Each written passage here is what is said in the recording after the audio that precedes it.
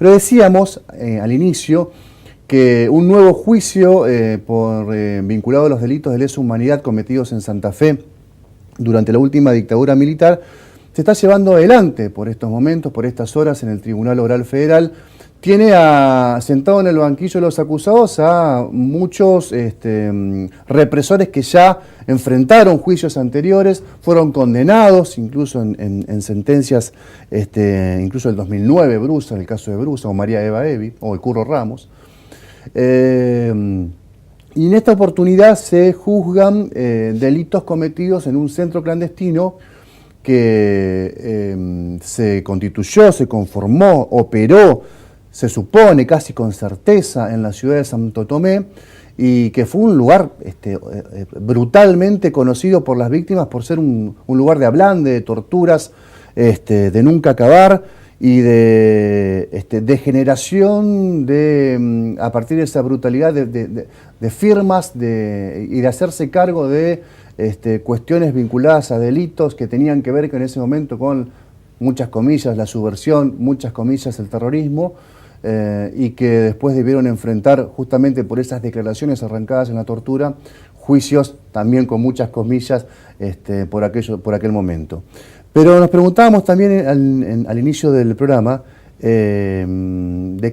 para qué sirve un nuevo juicio de estas características, y además que tiene un protagonista nuevo, por lo menos como víctima, que es el de Ferecín, que fue un gran dirigente montonero por su responsabilidad que tuvo en Paraná, en De Ríos y en Santa Fe, que suma un condimento más interesante, ¿no?, desde el punto de vista ideológico, desde el punto de vista para entender mejor los 70. Está con nosotros para explicarnos detalladamente esto la abogada Alejandra Romero Nicholson, que tuvo la gentileza de venir. Gracias por haber venido. Gracias a vos por la invitación. ¿Por qué quedó esta tanda, por decirlo de alguna manera, de casos de víctimas y victimarios para el 2017, cuando probablemente muchos de estos casos se pudieron exponer en audiencias y juicios anteriores, Alejandra? Sí, en realidad, bueno, en el primer juicio que se llevó adelante acá en Santa Fe de este circuito represivo, ¿no?, que padecieron las víctimas acá, fue la llamada causa Brusa. Bueno, en la etapa preliminar, en la etapa de instrucción, evidentemente se avanzó, no con todos, algunos testimonios todavía no se conocían, digamos, lo cierto es que era el primer juicio, y por ahí no se hizo un trabajo a lo mejor más de hilación, de unificar, digamos, de pensar, bueno, todas las personas que pasaron por estos mismos lugares, por ahí pensar en unificar, en hacer juicios únicos. Digamos, después con el tiempo se empezó a trabajar de otra forma, pero al principio eran todas causas individuales, o sea, cada persona que iba y denunciaba la violación a los derechos humanos que había sido víctima, se iniciaba una causa. Y así se fueron iniciando infinidades de causas. Llegó un momento que, bueno, se percató el tribunal, el juzgado, que esto era imposible de abarcar en forma individual, entonces empezaron a hacerse unificaciones. Yo creo que en parte tiene que ver con algunas unificaciones que se hicieron y otras causas que, bueno, que en su momento no se las vieron o no se las tomó como parte de este circuito, y eso quedó. Mucho surgió también después del juicio de Brusa. En realidad nosotros en el alegato, muchas de las víctimas de esta causa de hoy fueron testigos. No testigos víctimas, sino simplemente testigos. Y ahí relataron todos sus padecimientos. Entonces, bueno, en ese momento fue una instancia donde nosotros los abogados pedimos que se abran nuevas investigaciones respecto a los delitos que habían sido víctimas esas personas. Así que así fue surgiendo. En realidad, bueno, entre medio de esa causa de Brusa y la causa que se comenzó hoy, hubo otra causa de asociación ilícita.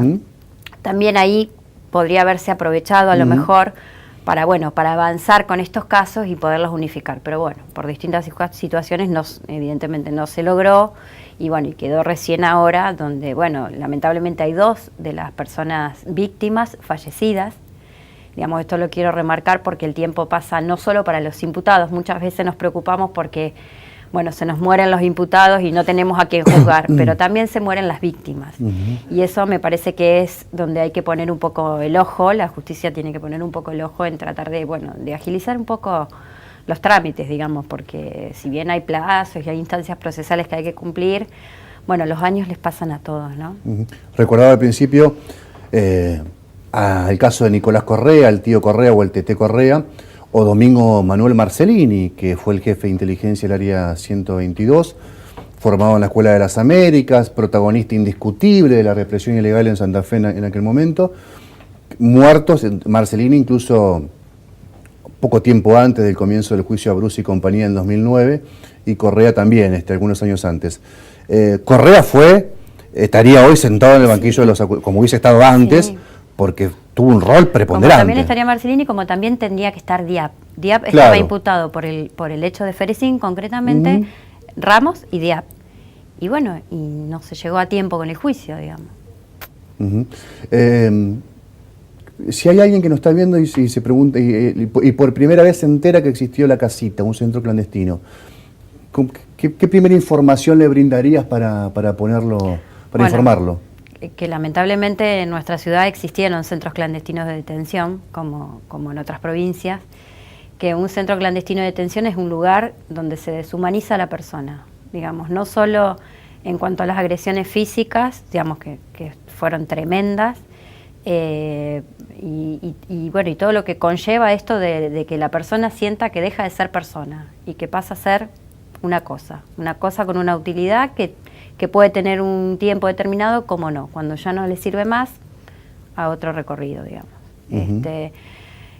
Como vos bien decías, no se encontró el lugar, digamos, donde funcionó esta casita, pero con el transcurrir de los juicios, nosotros, o yo al menos, puedo llegar a interpretar de lo que va surgiendo de los testimonios de que en Santa Fe funcionaron varias casitas, que no es el único centro clandestino de detención, que es muy posible que haya estado en la zona de Santo Tomé por los registros que pudieron tomar en ese momento y en esas circunstancias las víctimas, pero es muy posible que haya habido incluso varias dentro de esa zona y también es posible que haya existido para la zona de Rincón.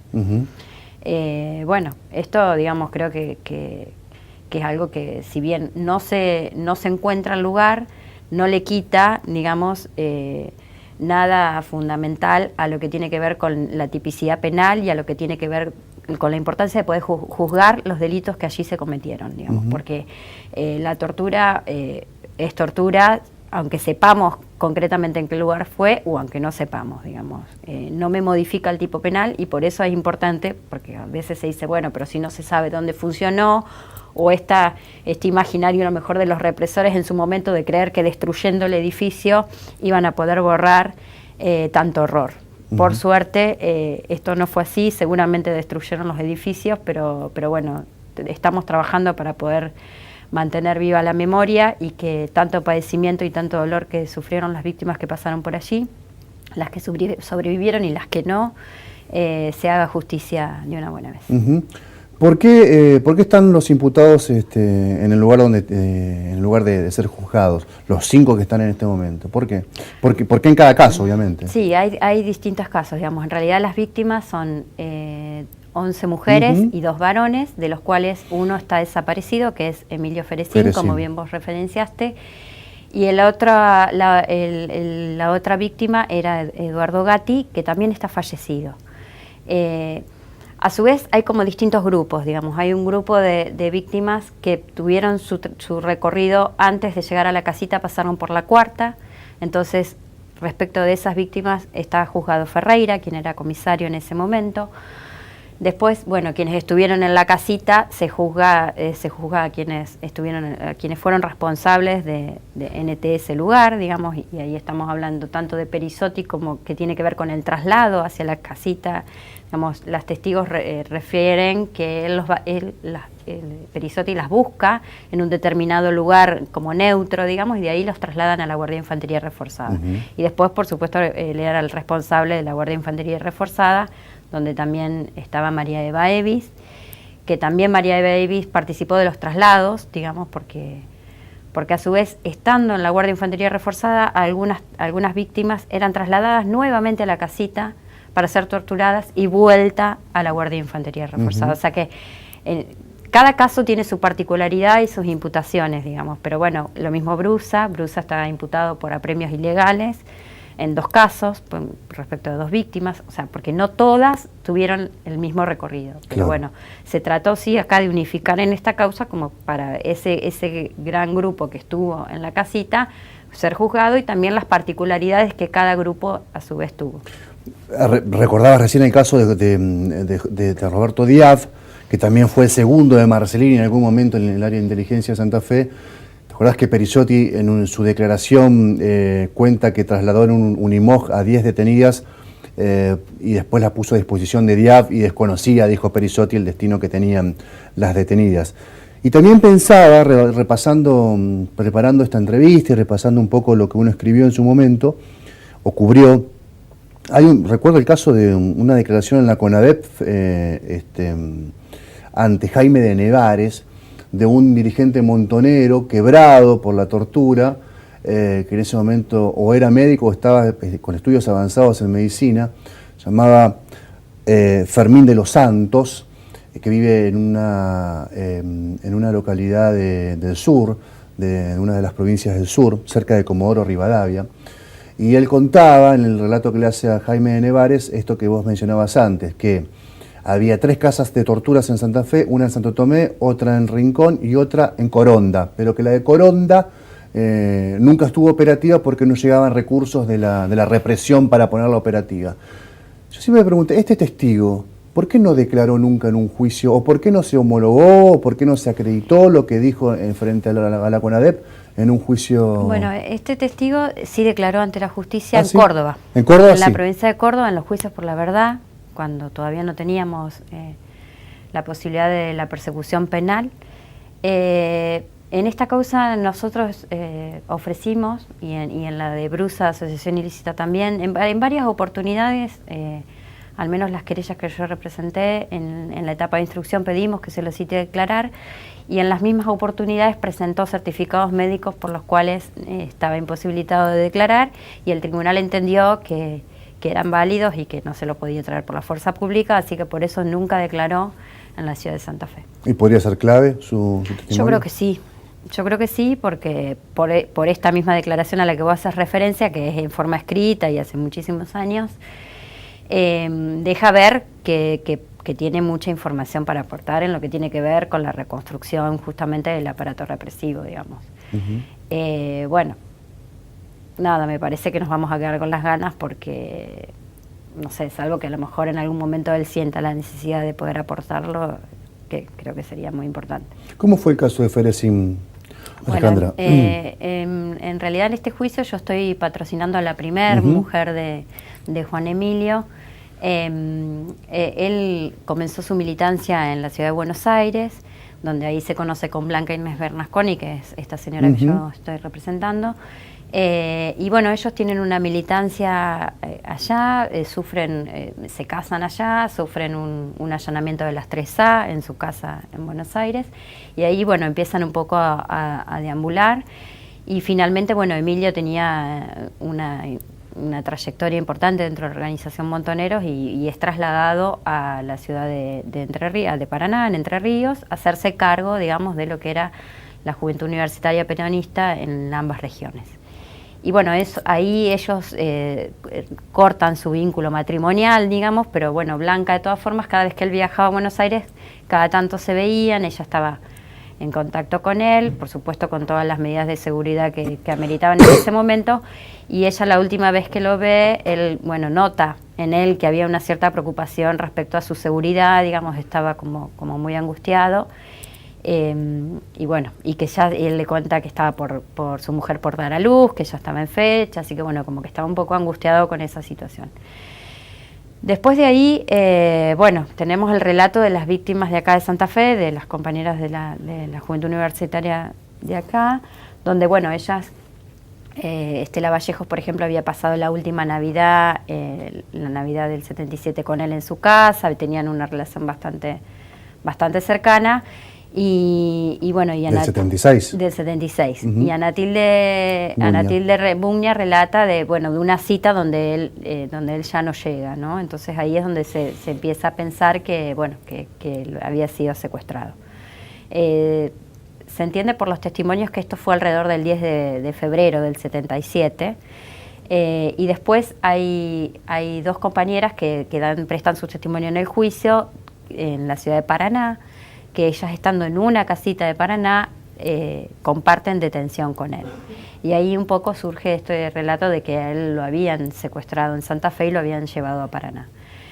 Y con posterioridad, ya para marzo del 77, bueno, aparecen los relatos de las compañeras que estaban en la casita, donde puntualmente el esposo de Anatilde Buña comparte la habitación de este lugar con Emilio, escucha su voz. Bueno, Osvaldo Gatti también en un momento de su tortura aparentemente lo traen a Emilio a que lo presencie, a que haga un par de respuestas, y él le identifica la voz porque dice que tenía una tonada bastante particular.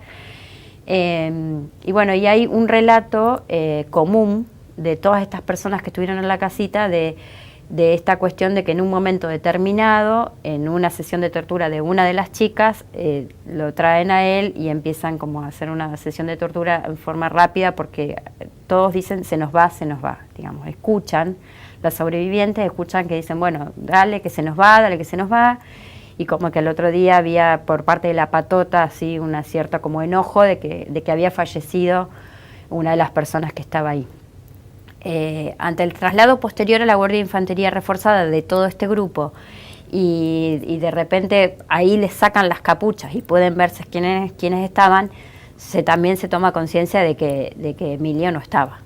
O sea, Emilio no llega a la Guardia de Infantería Reforzada, entonces bueno, se puede como tomar como fecha, digamos, de su periodo de detención en la casita ese mes, en función de eso. Bueno, todo esto obviamente va a ser ahora objeto del debate en este juicio, donde nuevamente van a prestar su testimonio las personas que lo hicieron en la instrucción, y bueno, y seguramente irán surgiendo nuevos datos, digamos, pero más o menos básicamente eso fue el derroteo por el que tuvo que padecer Emilio Ferecino. ¿Qué sensación te quedó, si la viste, si tú fuiste, me imagino que sí, el recibimiento de familiares y amigos de represores esta mañana en el Tribunal Oral Federal, con pancartas, aplausos? ¿Qué te pasó? Mira, la verdad es que yo como que trato de no prestarle demasiada preponderancia, digamos. Me parece que así como nosotros tenemos el derecho de ir con nuestras banderas y que lo hemos hecho siempre, bueno, en algún momento a lo mejor ellos han sentido, se ve esta necesidad de hacerlo. Siempre me pregunto, bueno, ¿qué pasará por la cabeza de esos hijos, ¿no? Porque mayoritariamente eran hijos de los imputados los que estaban ahí. Creo que en cierta medida está bueno que ellos puedan asistir al juicio y puedan escuchar por propia voz de los testigos lo que nosotros consideramos que pasó en realidad, que sea una reconstrucción directa de la historia y no que sea por seguramente un relato que ya tienen construido de familia. Me parece que en definitiva les va a ser bien, digamos, poder escuchar, porque es fuerte para nosotros que sabemos lo que pasó y que ya hemos pasado por un montón de juicios. Me imagino que para los hijos de quienes ocuparon un rol tan importante en lo que tuvo que ver con la represión, tortura, asesinato de personas, debe ser bastante fuerte, digamos, pero qué sé yo, creo que bienvenido sea. Esto por ahí es nuevo para Santa Fe, pero sí se da en otros lugares. Yo vengo de estar en 2 juicios en Tucumán, donde realmente ahí es muy importante la presencia, digamos, de los familiares y de los imputados. Y bueno, a lo mejor capaz que por eso no me impactó tanto, digamos, pero de hecho en el juicio de asociación ilícita algunos de los hijos de los imputados también estaban en la sala y iban a todas las audiencias. Me parece que de eso se trata también el juicio oral y público, digamos, de que bienvenido sea cuanto más gente pueda ser partícipe de ir a ver en forma directa, que es lo que se vivió en esta ciudad, que es donde vivimos actualmente, está bueno. ¿Cuándo pueden ser los alegatos y cuándo la sentencia aproximadamente? Mira, está pensado aproximadamente 1 mes y medio más o menos de testimoniales, así que inmediatamente ahí yo calculo que en 2 meses se estará dictando la sentencia. Son 23 testigos, así que no es un juicio extenso. Si, bueno, más o menos se va cumpliendo el cronograma, en 2 meses yo creo que estamos con sentencia ya.